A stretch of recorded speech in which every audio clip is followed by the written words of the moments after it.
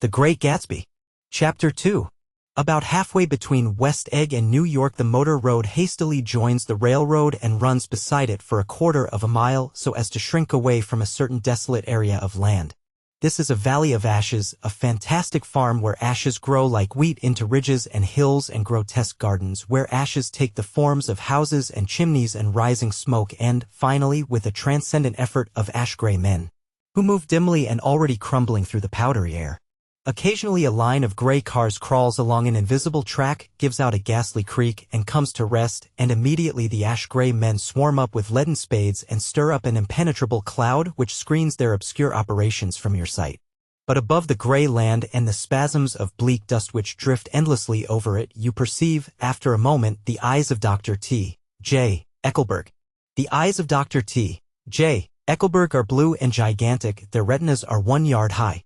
They look out of no face, but, instead, from a pair of enormous yellow spectacles which pass over a non-existent nose. Evidently some wild wag of an oculist set them there to fatten his practice in the borough of Queens, and then sank down himself into eternal blindness, or forgot them and moved away. But his eyes, dimmed a little by many paintless days, under sun and rain, brood on over the solemn dumping ground. The Valley of Ashes is bounded on one side by a small foul river, and when the drawbridge is up to let barges through, the passengers on waiting trains can stare at the dismal scene for as long as half an hour. There is always a halt there of at least a minute, and it was because of this that I first met Tom Buchanan's mistress. The fact that he had one was insisted upon wherever he was known. His acquaintances resented the fact that he turned up in popular cafes with her and, leaving her at a table, sauntered about, chatting with whomsoever he knew. Though I was curious to see her, I had no desire to meet her, but I did. I went up to New York with Tom on the train one afternoon, and when we stopped by the ash heaps he jumped to his feet and, taking hold of my elbow, literally forced me from the car. "We're getting off," he insisted. "I want you to meet my girl." I think he'd tanked up a good deal at luncheon, and his determination to have my company bordered on violence. The supercilious assumption was that on Sunday afternoon I had nothing better to do. I followed him over a low whitewashed railroad fence, and we walked back 100 yards along the road under Dr. Eckelberg's persistent stare. The only building in sight was a small block of yellow brick sitting on the edge of the wasteland, a sort of compact main street ministering to it, and contiguous to absolutely nothing.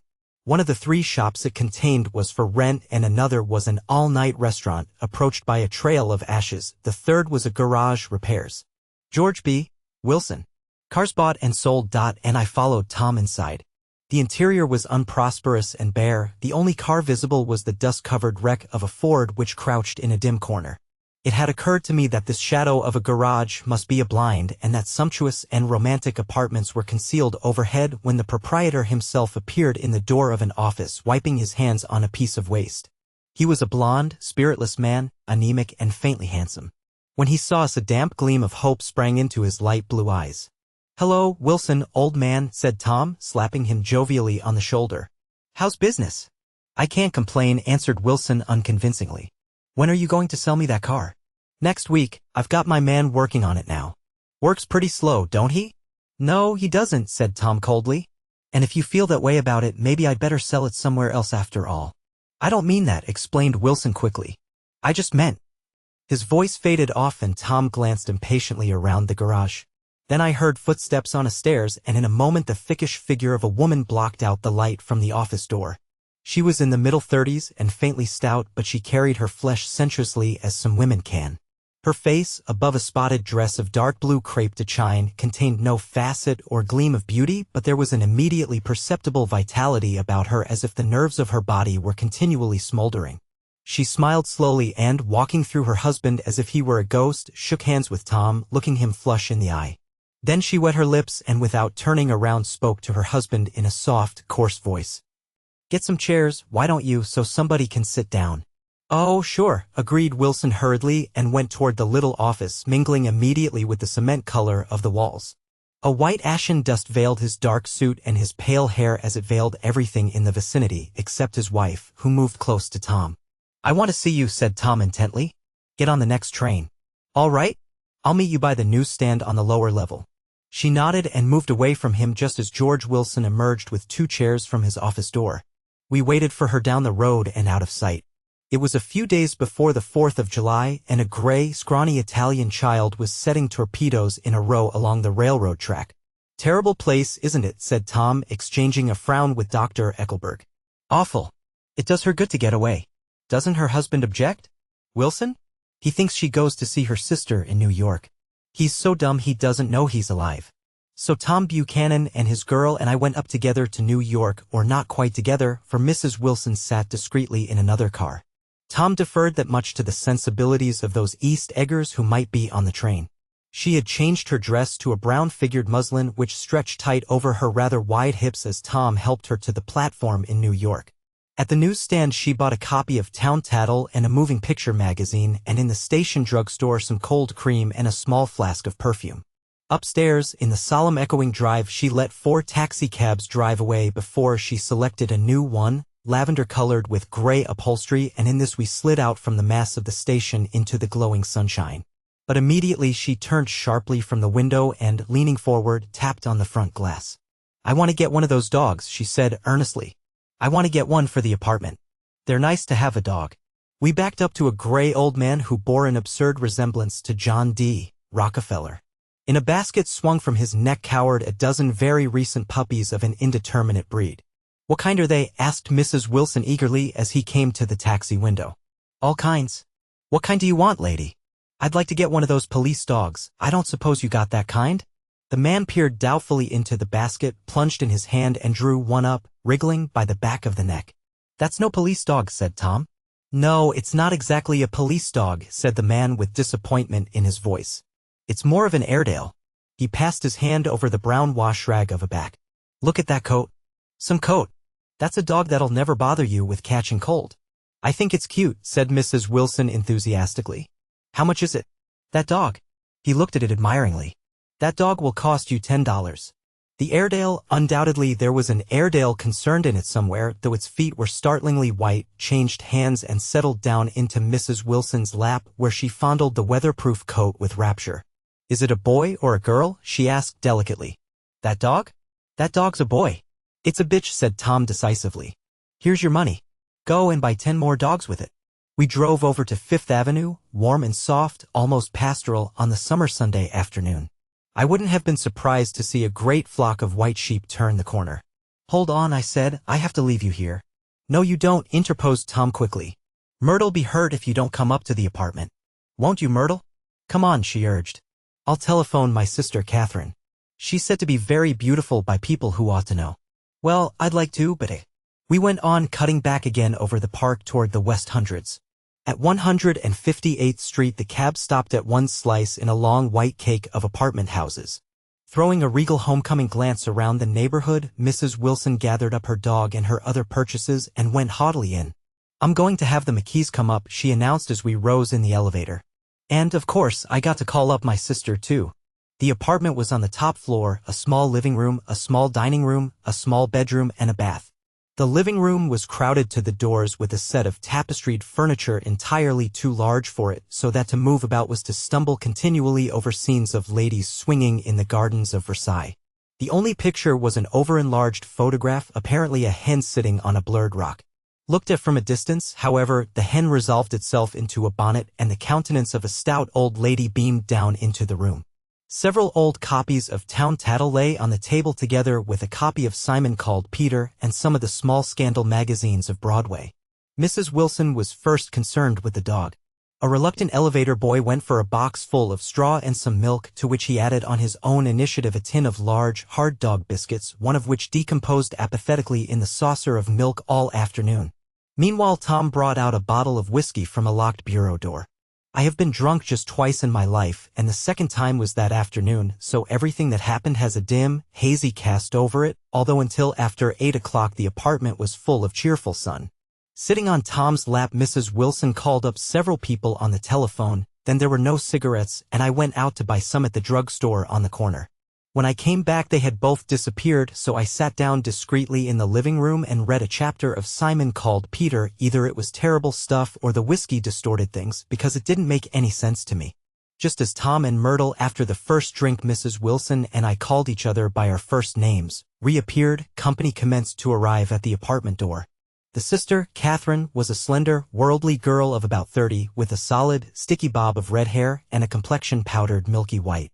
Her eyebrows had been plucked and then drawn on again at a more rakish angle, but the efforts of nature toward the restoration of the old alignment gave a blurred air to her face. When she moved about there was an incessant clicking as innumerable pottery bracelets jingled up and down upon her arms. She came in with such a proprietary haste and looked around so possessively at the furniture that I wondered if she lived here. But when I asked her she laughed immoderately, repeated my question aloud, and told me she lived with a girlfriend at a hotel. Mr. McKee was a pale, feminine man from the flat below. He had just shaved, for there was a white spot of lather on his cheekbone, and he was most respectful in his greeting to everyone in the room. He informed me that he was in the artistic game, and I gathered later that he was a photographer and had made the dim enlargement of Mrs. Wilson's mother which hovered like an ectoplasm on the wall. His wife was shrill, languid, handsome, and horrible. She told me with pride that her husband had photographed her 127 times since they had been married. Mrs. Wilson had changed her costume some time before and was now attired in an elaborate afternoon dress of cream-colored chiffon, which gave out a continual rustle as she swept about the room. With the influence of the dress, her personality had also undergone a change. The intense vitality that had been so remarkable in the garage was converted into impressive hauteur. Her laughter, her gestures, her assertions became more violently affected moment by moment, and as she expanded the room grew smaller around her until she seemed to be revolving on a noisy, creaking pivot through the smoky air. "My dear," she told her sister in a high, mincing shout, "most of these fellas will cheat you every time. All they think of is money. I had a woman up here last week to look at my feet, and when she gave me the bill you'd have thought she had my appendicitis out." "What was the name of the woman?" asked Mrs. McKee. "Mrs. Eberhardt.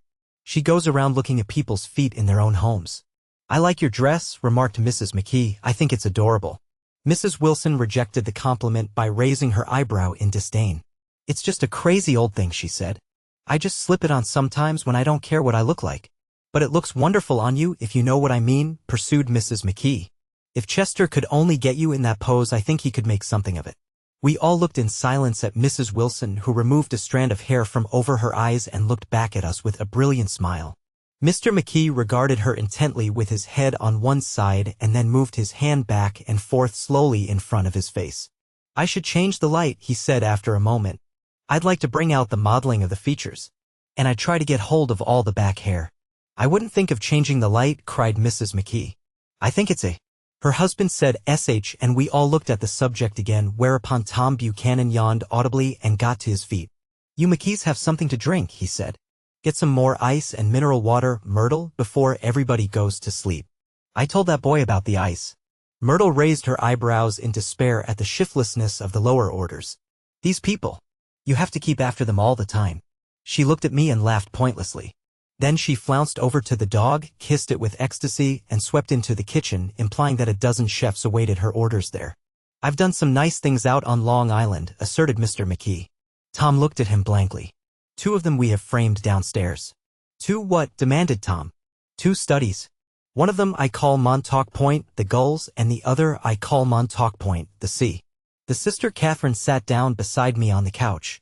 "Do you live down on Long Island, too?" she inquired. "I live at West Egg." "Really?" "I was down there at a party about a month ago. At a man named Gatsby's." "Do you know him?" "I live next door to him." "Well, they say he's a nephew or a cousin of Kaiser Wilhelm's. That's where all his money comes from." "Really?" She nodded. "I'm scared of him. I'd hate to have him get anything on me." This absorbing information about my neighbor was interrupted by Mrs. McKee's pointing suddenly at Catherine. "Chester, I think you could do something with her," she broke out, but Mr. McKee only nodded in a bored way and turned his attention to Tom. "I'd like to do more work on Long Island if I could get the entry. All I ask is that they should give me a start." "Ask Myrtle," said Tom, breaking into a short shout of laughter as Mrs. Wilson entered with a tray. "She'll give you a letter of introduction, won't you, Myrtle?" "Do what?" she asked, startled. "You'll give McKee a letter of introduction to your husband so he can do some studies of him." His lips moved silently for a moment as he invented George B. Wilson at the gasoline pump or something like that. Catherine leaned close to me and whispered in my ear. "Neither of them can stand the person they're married to." "Can't they?" "Can't stand them." She looked at Myrtle and then at Tom. "What I say is, why go on living with them if they can't stand them? If I was them, I'd get a divorce and get married to each other right away." Doesn't she like Wilson either? The answer to this was unexpected. It came from Myrtle, who had overheard the question, and it was violent and obscene. You see, cried Catherine triumphantly. She lowered her voice again. It's really his wife that's keeping them apart. She's a Catholic and they don't believe in divorce. Daisy was not a Catholic, and I was a little shocked at the elaborateness of the lie. When they do get married, continued Catherine, they're going west to live for a while until it blows over. It'd be more discreet to go to Europe. Oh, do you like Europe? She exclaimed surprisingly. I just got back from Monte Carlo. Really? Just last year. I went over there with another girl. Stay long? No, we just went to Monte Carlo and back. We went by way of Marseilles. We had over $1,200 when we started, but we got gypped out of it all in 2 days in the private rooms. We had an awful time getting back, I can tell you. God, how I hated that town. The late afternoon sky bloomed in the window for a moment like the blue honey of the Mediterranean, then the shrill voice of Mrs. McKee called me back into the room. I almost made a mistake, too, she declared vigorously. I almost married a little kike who'd been after me for years. I knew he was below me. Everybody kept saying to me, Lucille, that man's way below you. But if I hadn't met Chester, he'd have got me sure. Yes, but listen, said Myrtle Wilson, nodding her head up and down, at least you didn't marry him. I know I didn't. Well, I married him, said Myrtle ambiguously. And that's the difference between your case and mine. Why did you, Myrtle? Demanded Catherine. Nobody forced you to. Myrtle considered. I married him because I thought he was a gentleman, she said finally. I thought he knew something about breeding, but he wasn't fit to lick my shoe. You were crazy about him for a while, said Catherine. Crazy about him, cried Myrtle incredulously. Who said I was crazy about him? I never was any more crazy about him than I was about that man there. She pointed suddenly at me and everyone looked at me accusingly. I tried to show by my expression that I expected no affection. The only crazy I was when I married him. I knew right away I made a mistake. He borrowed somebody's best suit to get married in and never even told me about it, and the man came after it one day when he was out. Oh, is that your suit? I said. This is the first I ever heard about it. But I gave it to him and then I lay down and cried to beat the band all afternoon. She really ought to get away from him, resumed Catherine to me. They've been living over that garage for 11 years. And Tom's the first sweetie she ever had. The bottle of whiskey, a second one, was now in constant demand by all present excepting Catherine, who felt just as good on nothing at all. Tom rang for the janitor and sent him for some celebrated sandwiches, which were a complete supper in themselves.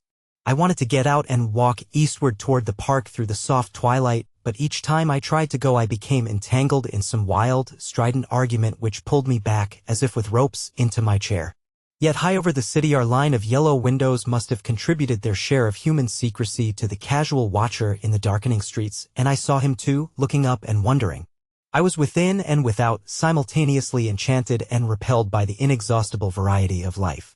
Myrtle pulled her chair close to mine, and suddenly her warm breath poured over me the story of her first meeting with Tom. It was on the two little seats facing each other that are always the last ones left on the train. I was going up to New York to see my sister and spend the night. He had on a dress suit and patent leather shoes, and I couldn't keep my eyes off him, but every time he looked at me I had to pretend to be looking at the advertisement over his head. When we came into the station he was next to me and his white shirt front pressed against my arm, and so I told him I'd have to call a policeman, but he knew I lied. I was so excited that when I got into a taxi with him I didn't hardly know I wasn't getting into a subway train. All I kept thinking about over and over was you can't live forever, you can't live forever. She turned to Mrs. McKee and the room rang full of her artificial laughter. My dear, she cried, I'm going to give you this dress as soon as I'm through with it. I've got to get another one tomorrow. I'm going to make a list of all the things I've got to get. A massage and a wave and a collar for the dog and one of those cute little ashtrays where you touch a spring and a wreath with a black silk bow for Mother's grave that'll last all summer. I got to write down a list so I won't forget all the things I got to do. It was 9 o'clock. Almost immediately afterward I looked at my watch and found it was 10. Mr. McKee was asleep on a chair with his fists clenched in his lap like a photograph of a man of action. Taking out my handkerchief I wiped from his cheek the spot of dried lather that had worried me all the afternoon. The little dog was sitting on the table looking with blind eyes through the smoke and from time to time groaning faintly. People disappeared, reappeared, made plans to go somewhere, and then lost each other, searched for each other, found each other a few feet away.